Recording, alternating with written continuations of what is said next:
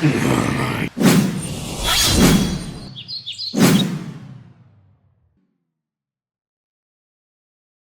everybody, and welcome to the first episode of CMC presented by the Izzet Academy. This is a series where we'll be taking a look at certain custom magic cards created by different communities, primarily the R Custom Magic subreddit, and if you're interested in stuff like this, check the description for a link there. My name is Mimic, and I'd like to introduce you to my co-host. Hi, I'm Hypnotics. I'm here ready to look at some sweet custom magic cards. How about you, Mimic? I definitely am. On this series, we're going to look at a bunch of cards, and for each one, we will answer these 5 questions. What is this card doing that is cool? How powerful is this card? Who would be interested in this card? What formats would this card fit well in? And final thoughts and overall opinion of the card. Sounds good. So let's get started with Baron, Cursed by Cunning. So Baron is a legendary goblin creature for 1 mana. He is a 2/3 with haste, and he has opponents play with the top card of their libraries revealed. Opponents may play the top card of their libraries. So what do you think about this, Mimic? How cool do you think this is? What's cool about it? Well, I really like it because, as a mono-red player, anything that seems close to Goblin Guide makes me happy. Being able to drop this on turn 1 and swing for 2 is of course great, and the 3 toughness is awesome. If you're playing this in Modern and you want another playset of Goblin Guide, there you go. And I always like cards that have big downsides to them. What do you think? Yeah, I definitely like how swingy this card is. It is incredibly aggressive as a 1 mana 2/3 haster. So in mono red decks, he can get in there real fast and you deal a ton of damage.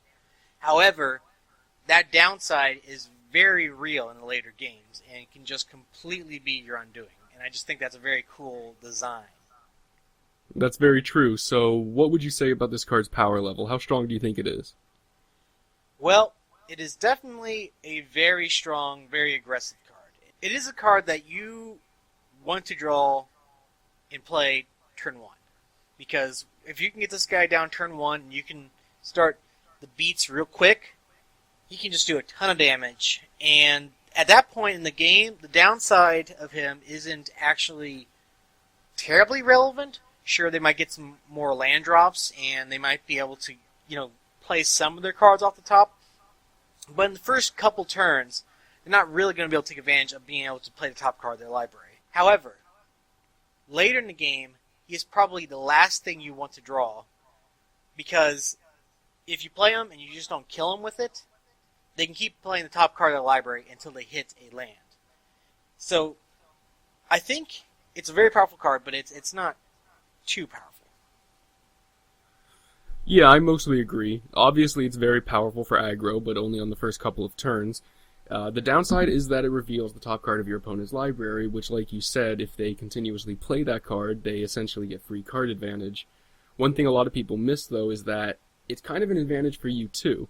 Revealing the top card of your opponent's library helps them see what's coming, but it gives you even more information. It lets you see what's in their deck and what's going to be in their hand. That's why the opponents may play the top card of their libraries part is so essential. Without that, I would actually say that the other part is more of an advantage for you than for them. It doesn't technically give card advantage on its own, but it does open up, like you said, the ability to keep playing the top card and, get through to what they need, like a bomb or a removal or what have you. So I would say it's really powerful, but only in the first couple of turns. Yeah, and I think it's a good point we were talking about the top card of the library, you being able to see it as well. Who do you think would be interested in this card in terms of player psychographics? Well, this is definitely 100% a spike card.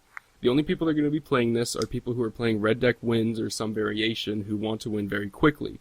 It's not big or flashy enough for Timmy to care about, and it really has very little combo potential for Johnny. Unless Johnny is playing some incredibly fast red combo off deck, he doesn't care about this. Likely, this is only going to be seen in top-level decks that Spikes are playing that intend to win and win fast. Yeah, I think I agree for the most part.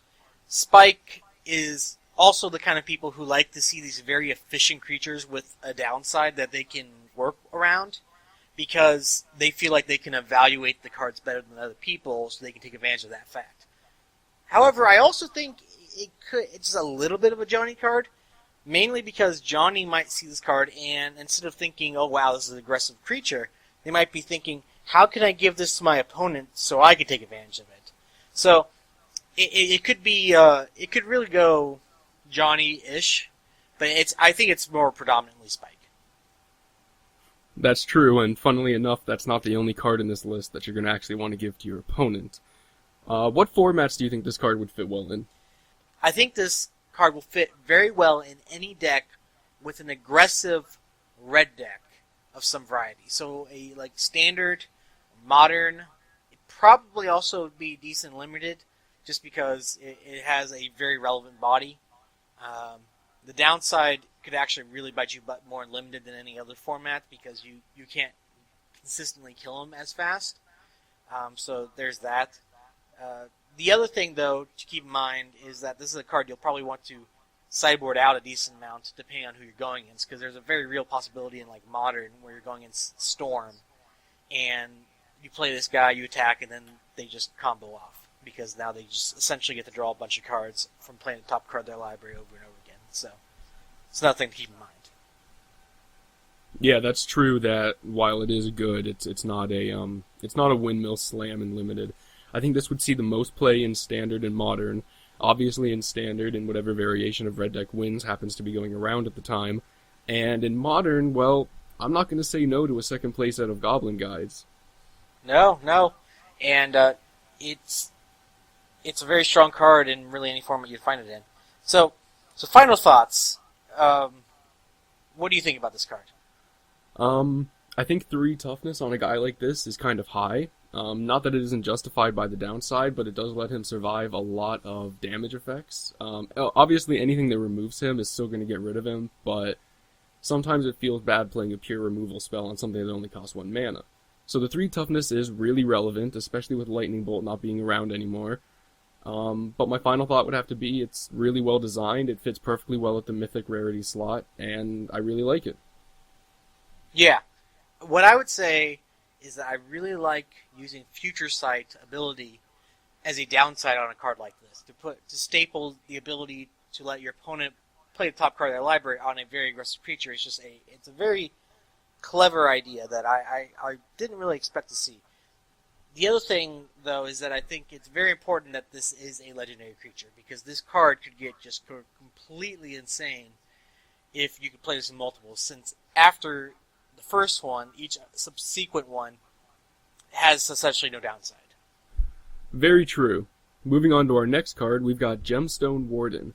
Gemstone Warden is 5 mana, 2 white and a blue, for a human knight creature at 3/3.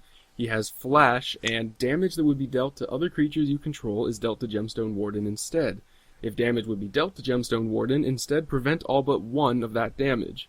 So what do you think? What's cool about this guy? Well, I just love this design. It is so tight, it is so elegant, and it does a very unique thing that you don't see often. It combines the pariah type effects that white tends to have, along with the damage reduction it does, and it just makes it so it can be a very cool combat trick where you can just flash them in and be able to protect a couple guys just out of nowhere. And if you set it up correctly, it can survive itself. So it's a very, very cool design. I think it's a really unique design. I don't think we have any cards that do exactly what he does, only something similar. I really like how well the mana cost is figured out. 1 blue to pay for the flash, and 2 whites because of how well he protects your other creatures. I really appreciate that he's a 3/3, and not something like a 2/4 or 1/5, where he would become ridiculously broken. And I'm always happy to see flash on a card. Yeah, flash is a very fun ability to have. So we both think this is cool, but how powerful do you think this card is? Any card that can absorb a board wipe and leave the rest of your creatures behind is obviously very powerful. Now, granted, it only absorbs mainly red board wipes like Pyroclasm or Anger of the Gods, but that's still a huge area that you can just completely negate their board wipes. As far as playing him on his own, just to try to protect the rest of your army, he's not bad. The coolest part about him is that you can swing with him and another creature, making combat math a lot more tricky and harder to decide exactly where they want to block. It's something that has to be dealt with immediately, but not overpoweredly so. It still dies to Doomblade. Yes, it certainly does. And like you said, I really appreciate how, basically on all fronts, this does something interesting. Yeah, when you're just trying to protect your creatures from damage effects, he comes down, he saves your guy, and they wasted a card. When they attack, and you make some certain blocks, you can set it up in such a way where you can eat some of their guys and potentially just sacrifice this Gemstone Warden, or even keep them around. And then when you attack with everything, or attack with a couple guys, or you set up your attacks, you can do it in such a way where they can't really profitably block. All that being said, the stats are perfect to keeping it balanced. A 3/3 means it can only deal out it doesn't deal a whole lot of damage. Plus, it can only absorb, 2 other sources before it itself dies. So, I think it's a well-balanced card. It's very powerful, but not overly so. And you can't forget that it does have flash, meaning that you could flash it in when your opponents are attacking you to allow your blockers to live through the fight and maybe even get a, 3-for-1. Even if you play him just to absorb 1 removal spell, you're pretty much getting a guaranteed 2-for-1 there. He has incredible card advantage, but I still don't think he's too powerful. Which leads me to, who do you think would play this card? So, it's definitely a very spiky card, because Spike is going to be the one that's most interested in figuring out the board states that this card leads to. It's the one that Spike likes to feel like it has kind of the upper hand in terms of understanding the game better than its opponent. So it's going to be the one that's going to be interested in playing this card and then setting up interesting positions where it can really take advantage of its abilities. Flashing it in at the proper moment, or attacking with the correct creatures, or blocking with the correct creatures, and then flashing this guy in, or flashing this guy in before damage, or before blockers are declared. All these little knobs Spike likes to play with. So I do think it's very much a Spike card, but it's also a Johnny card, because Johnny's going to be interested in seeing how to really take advantage of the prevent all but 1 damage effects, as well as the pry effect of being able to absorb everything. I can imagine them wanting to do something like with Nin the Pain Artist, where you just hit this guy for 10 damage and draw 10 cards, but he only actually takes 1 of that damage. I agree 100%. I think this card might be a little bit more spiky than Johnny, but he's definitely those 2 archetypes. Because of Flash, it can save your whole board, which is something Spike loves. Spike really likes cards that, even at their worst, can do something amazing. Worst case scenario, you play this guy to absorb a removal spell, and that's all he does, but sometimes that's more than enough in a competitive environment. Johnny will of course really like this card, because while there's none on the top of my head, I'm sure there are several infinite combos you could do with this guy in reducing the damage down to 1. Timmy likes high mana costs, but he doesn't care quite as much for the ability, and especially not for paying 5 for a 3/3, so I will say that this is definitely just a Johnny Spike card. Yes, and one thing we can't discount is the fact that you could, at worst, just flash him in and block the guy, and he'll survive. Which is pretty neat, that he by himself can rumble with anything and be okay. So Mimic, what formats do you see this card being played in? Well, since his ability is so unique and he can absorb removal, I honestly see him being viable in every format. In Limited, he can absorb one of your opponent's precious removal spells and provide a threat that must be dealt with immediately and efficiently. In Standard, he enables protection of your win conditions and your large boards of armies, and same goes for Modern. He's got a unique enough ability that he would even see Vintage and definitely Modern play. Yeah, I'm a little bit more skeptical about Vintage or Legacy, just because in those formats, 5 mana, essentially you have to have won the game a couple times over with that card, essentially. But I do see this being viable in Modern and in Standard and Limited, like you said. In Limited, it's just going to be kind of your bomb, where it just protects your board and lets you look like you're going to be going in for trades, and then instead you play this guy and just wipe a bunch of their guys. In Standard, I can definitely see him. He's probably more of a sideboard card than that, to give you a guy you can still be down with while also protecting your guys against certain threats or certain answers that are in that format. In Modern, if there is a combo that exists with this guy, it's probably in Modern, so I can see him being played there. Also, he could just be a potentially decent sideboard option as well. Well, I guess that shows you my incredibly limited knowledge of Vintage and Legacy, but what would your final thoughts be on this guy? Personally, this is one of my favorite cards that I have seen on the Art Custom Magic forums, just because of how tight the design is, how evocative the name and the picture, and how well that goes with the abilities.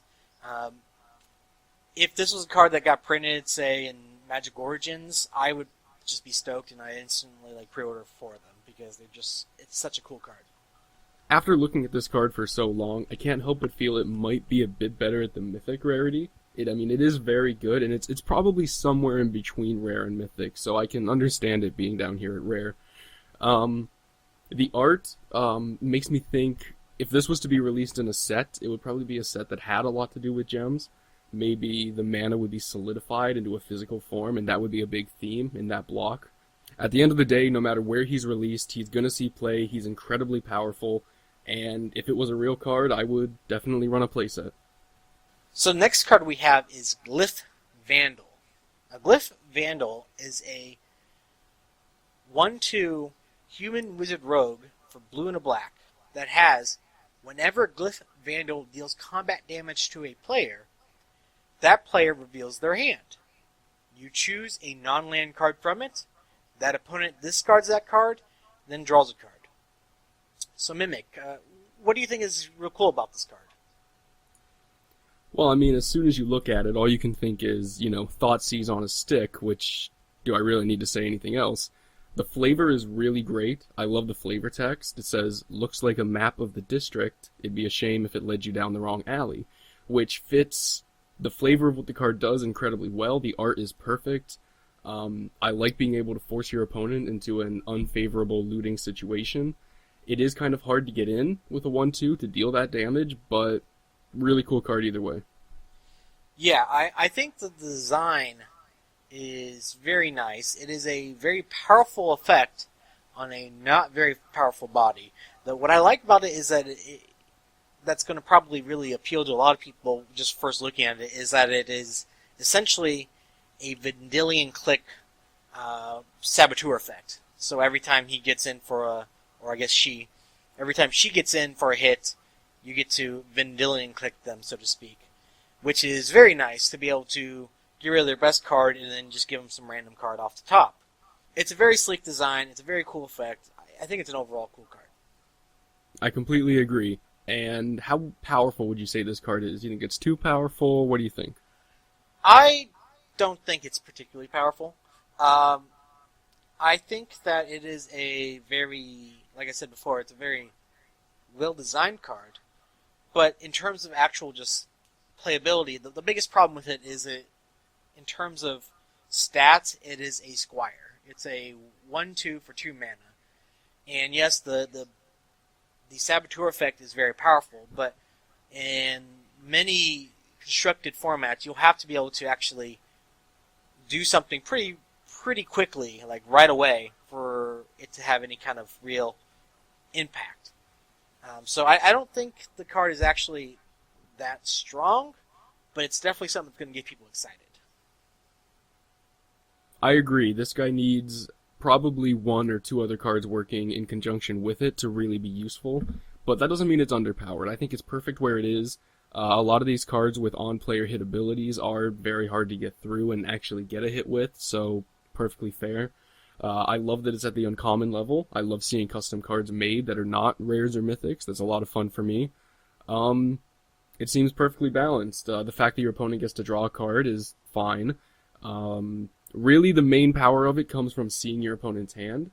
The discard is just kind of a bonus. I love it. I think it's perfect where it is. Yeah, I do think the people will undervalue the ability to peek at your opponent's hand. What kind of players do you think will enjoy a card like this? I think this is a strictly Johnny card. I think it's too reliant on other cards to work for Spike to ever consider it. It's just too flimsy. And Timmy obviously doesn't care about a 1/2 2-drop, no matter what the ability is. I think it's a pure Johnny card. It requires combos to work efficiently, or at least be in a deck that it synergizes with, and unless there's some breakout deck, I don't think Spike will ever care. Yeah, I actually kind of disagree.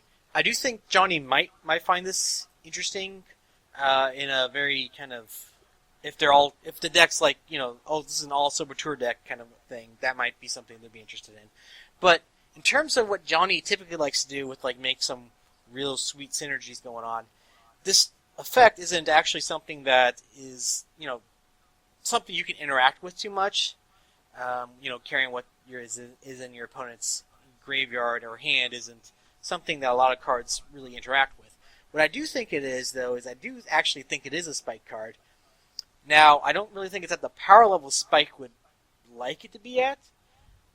However, what this card does do is that when you play it, it gives you a lot of decision points and a lot of opportunities to really outplay your opponent and get a lot of benefit out of it, which is something Spike absolutely adores, to feel like they really understand the game better.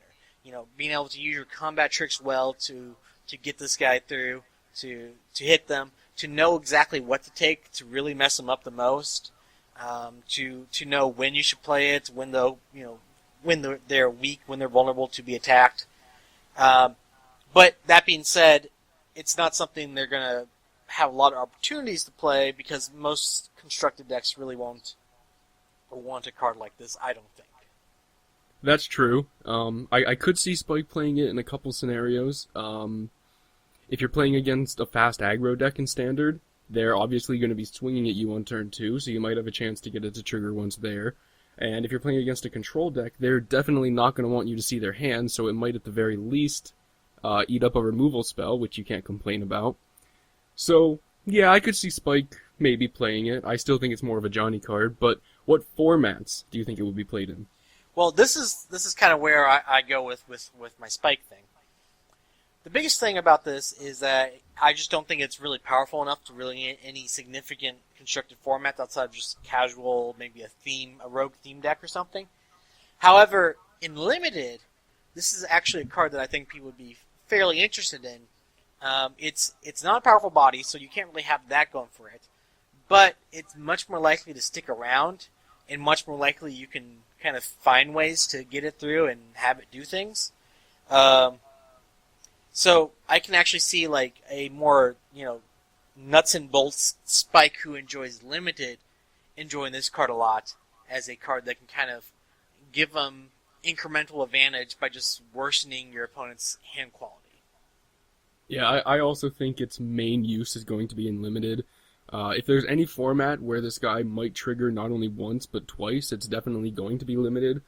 It's possible that some Johnnies would find a way to use him in Constructed. Unfortunately, it takes a lot of cards to make her really powerful, so you can't really guarantee that in a sealed pool. You definitely can't guarantee it in a draft. It's going to see most play in Limited, but even then, it's not a windmill slam. It's a great card, it's really well designed, but it's not going to win you games. Yeah, it's more of a role player than anything. So, final thoughts. What are your final thoughts about this card? Well, I could definitely see this card fitting into a Ravnica-style set that takes place in the streets, mainly because of the flavor and the art on it. It might not be a game winner, but it's a lot of fun to play with. I love the creature type, human, wizard, rogue. That's incredibly cool. And it's just really tightly designed. I love seeing cards at uncommon, like I said, and I love this card. Yeah, I agree. And one of the things I actually really enjoy about this card is that it's not like a windmill slam in really any format. I think a lot of times us as custom card designers, what we tend to do is try to design the best cards, or super niche-y, really sweet cards here or there, instead of just designing good designs that might not have a particular specific home, but just is generally aesthetically nice to look at and fun to play with. So that's what I really appreciate about this card, is that it is a powerhouse while still being a really strong design. I agree, and I really do want to see more commons and uncommons coming out of the custom Magic community.